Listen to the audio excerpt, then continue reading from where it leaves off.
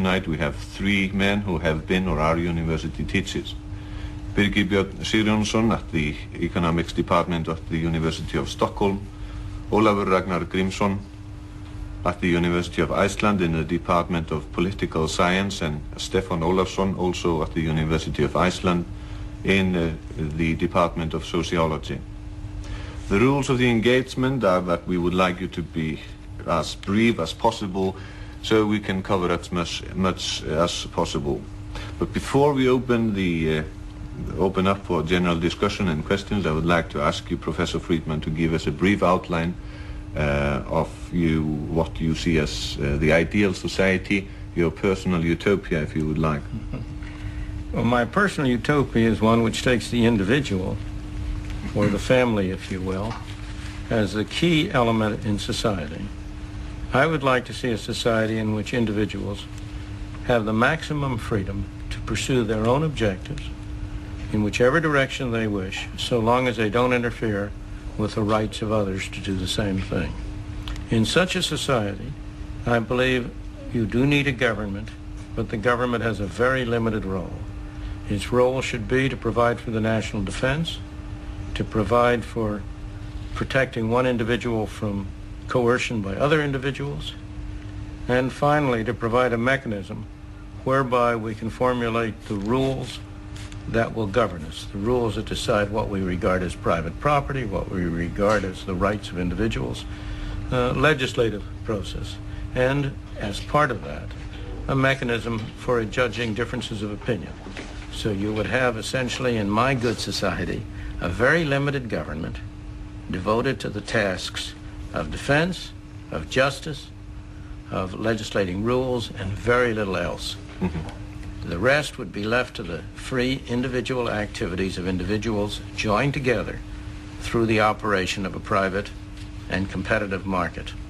At the moment we have, in your opinion, I guess anyway, too big a government and very far from the ideal society which you have described. Which would be the best way to attain, to realize that dream? There is only one effective way to do so, and that is by democratic means, by allowing the people to express their views.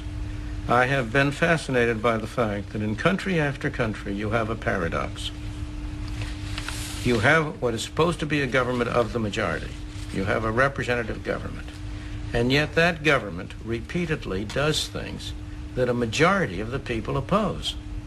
You go around in the United States, for example, where I know the situation best, and you will find that a majority of the people in the United States think government is spending too much, imposing taxes that are too high, and would like to see government cut back. At the same time, the representatives of the people, through the Parliament, through what we call the Congress, you call the Parliament, follow policies which lead to those results that the majority deplore. The reason for that, I believe, is that we have a defect in our governmental institutions. What we have is a situation in which minorities, special interest minorities, are able to exercise undue influence. In my opinion, so far as the United States is concerned, our solution to that is going to be through public action which will lead to constitutional provisions setting narrower limits on government. That was a device that was adopted in the 18th century by the founders of our country in the original Constitution, and we need to reinforce that, in my opinion, by using the Constitution to set narrower limits on the scope of government. If we turn now to the economics theories, Birgir Björn. Well, we had in mind to start this discussion with some question of pure theoretical kind, and then proceed towards more economic policy questions and so on. I recall an article or a lecture given by Professor Hahn from Cambridge at the London School of Economics, where he does not agree that the quantitative theorist model passes through what you might call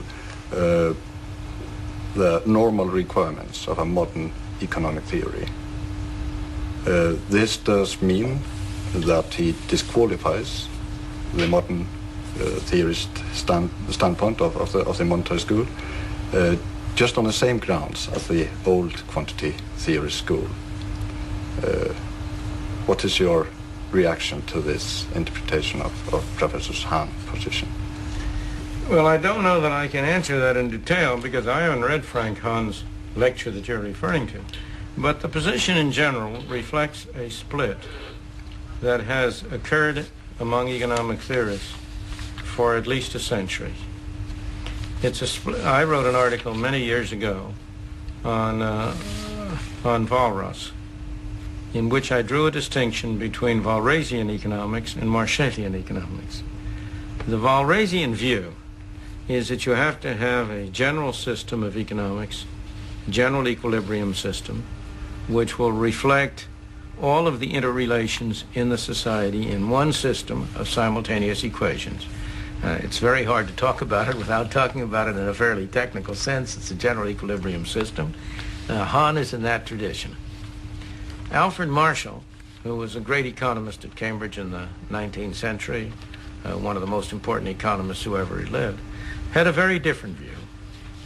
His view was that economics should be an engine of analysis, that the purpose of economists is to consider problems and try to construct tools with which they can analyze concrete problems and reach conclusions about the consequences of that. Now, in order to do that, you have to simplify. You can't consider the world as a whole. You have to narrow and concentrate on one particular segment. That's what I call the Marshallian approach to economics. I personally have always regarded myself as a Marshallian and not a Walrasian. I think the general equilibrium system is a beautiful work of art. I think it is very valuable for students to learn it, to get a feeling about the interrelationships of things. But there is no way in which it can be used in practice to effectively to analyze specific problems. And so I have been inclined to view economics as a task of constructing an engine of analysis. From that point of view, both what you call the earlier quantity theory and the modern quantity theory, which are really the same thing. It's not really a different thing, it's a development, a further development of it. From that point of view, I believe those are effective engines of analysis. They deal with a particular problem. Quantity theory is not a general theory. It doesn't tell you very much about what the price of fish is going to be. It tells you a great deal about what the price level of all things on the average will be.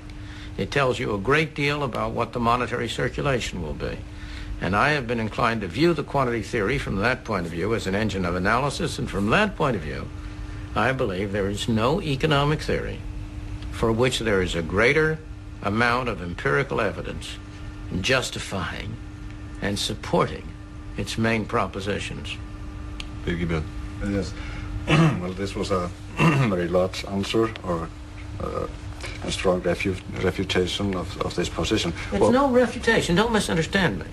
I think the world benefits from differences of opinion. Yes. I am delighted to have people like Frankie Hahn and other people like that, because they develop ideas and approaches which other people can take up in other ways. So I'm not criticizing him. I'm only saying he's choosing to concentrate in one area. I'm choosing to concentrate in another. Should we take that to mean as that your theories are not necessarily right, but just one of many theories which goes to make of the whole mind of ideas? That's a different thing. No theory is necessarily right. In the world of science, nobody can be positive.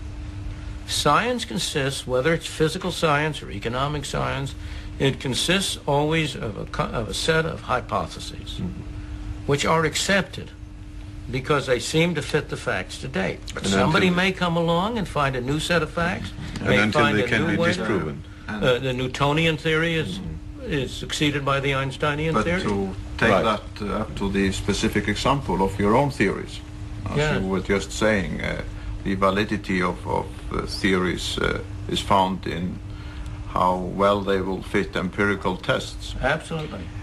Quite recently, the Bank of England published a research by Professor Henry. Yes.